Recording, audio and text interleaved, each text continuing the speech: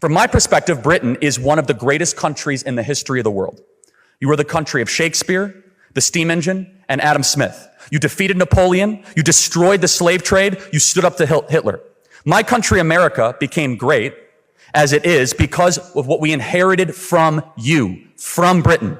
When I hear the slogan, "Make America Great Again," I'm also hearing, quote, "Return America to its British roots." Great Britain has everything in the world to be proud of.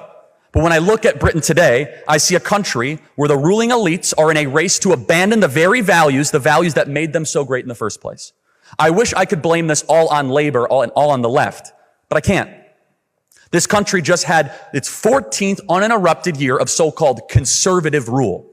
And what did they conserve exactly? Well, they didn't conserve the ancient British rights to freedom of speech. In Britain today, 30 people a day are arrested for offensive posts on social media, according to the Telegraph.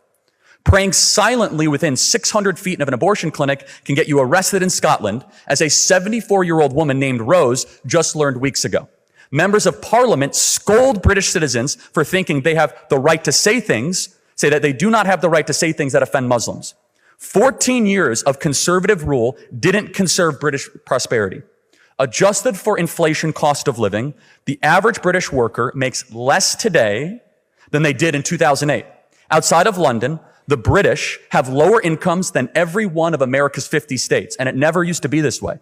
British industry pays 4 times as much for electricity as America does. You have the highest electricity rates in the world, a consequence of a choice of going net neutral. Nothing will kill a modern economy faster than high energy prices. And the country that invented the steam engine now has some of the highest energy prices on the planet. But above all, 14 years of conservative control didn't preserve the British nation. This country's conservatives thought it was their moral duty to allow anyone from the third world to move here. They didn't need to hold Western values. They didn't need to have useful skills. They could go on welfare immediately. Just last week, Keir Starmer announced he's changing the law to make sure immigrants who commit crimes are deported, because the conservatives never actually bothered passing that law themselves. The dying out of the British nation means the dying out of Christianity.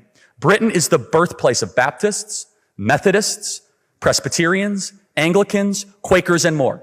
I would guess that more Christian denominations trace back to Britain than any other country. But soon, Britain will have more practicing Muslims than practicing Christians. I think that will be a catastrophic change, and everyone knows it. That's why it's only Muslims moving to Christian countries, never the other way around. I don't want America to go the way of Britain.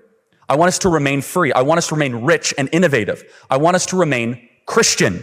I don't want Americans to be replaced. But forget what I want. This is what the American people want. And in a democracy, the people are supposed to get what they want. The very same people that lecture us about democracy have a lot of problems with the consequences of democracy when the people vote a way that they don't like.